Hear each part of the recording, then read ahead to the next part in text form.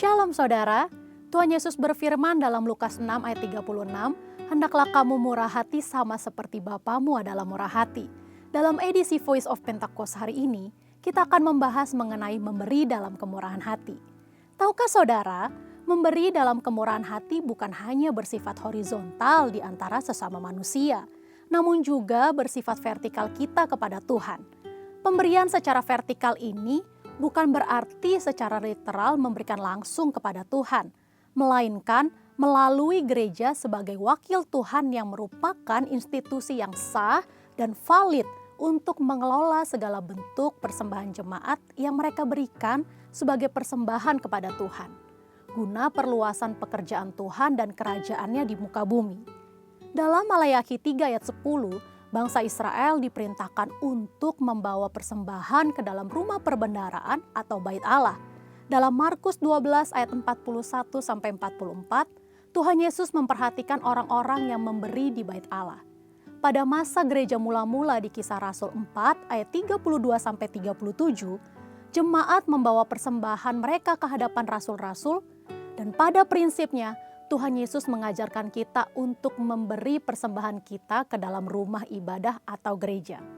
Dalam 2 Korintus 8 ayat 1-5, Rasul Paulus memuji jemaat Makedonia bahwa meskipun dalam berbagai penderitaan, sukacita mereka malah meluap. Meskipun mereka sangat miskin, namun mereka sangat kaya dalam kemurahan hati. Sehingga mereka dapat memberi bahkan melampaui kemampuannya. Pemberian yang melampaui logika dan melampaui hitung-hitungan ekonomi manusia hanya dapat dilakukan karena kemurahan hati. Kemurahan hati ini berasal dari pengenalan akan kasih karunia Tuhan, bahwa Ia yang oleh karena kita menjadi miskin, sekalipun Ia kaya, supaya kita menjadi kaya oleh karena kemiskinannya. Dan untuk membuat semua itu terrealisasi, Tuhan Yesus rela mati untuk kita karena Dia mengasihi kita. Alkitab berkata dalam Yohanes 15 ayat 13-14a, "Tidak ada kasih yang lebih besar daripada kasih seorang yang memberikan nyawanya untuk sahabat-sahabatnya. Kamu adalah sahabatku."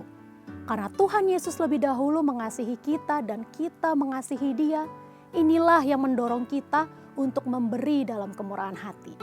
Bagi orang yang suka hitung-hitungan, akan sulit memahami konsep kemurahan hati.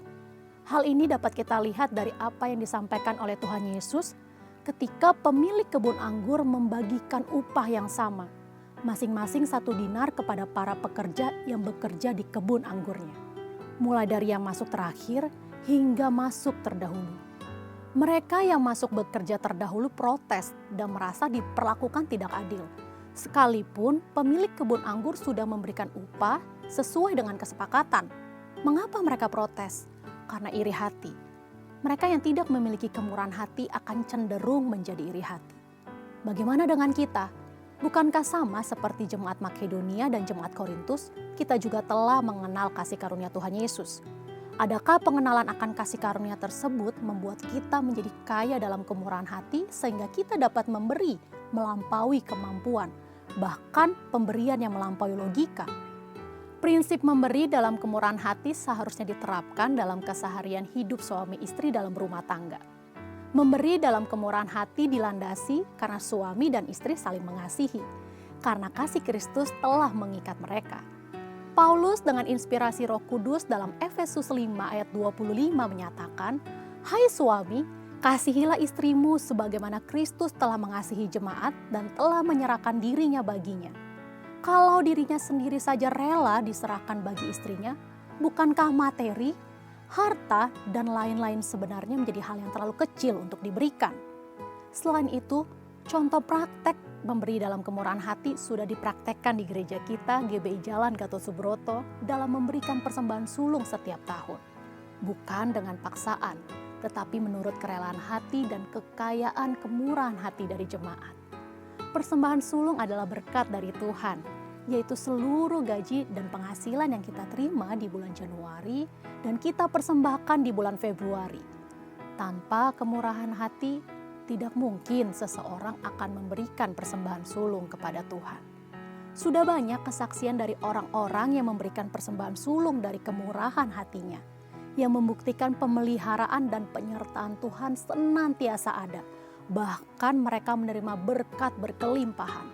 Kita percaya Tuhan memperhitungkan mereka yang taat melakukan firman-Nya. Memberikan persembahan sulung menjadikan kita pribadi-pribadi yang semakin diperkaya dalam kemurahan hati dan semakin merasakan kasih karunia Tuhan.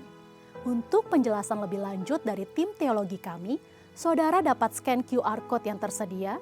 Selamat memberi dalam kemurahan hati dan Tuhan Yesus memberkati.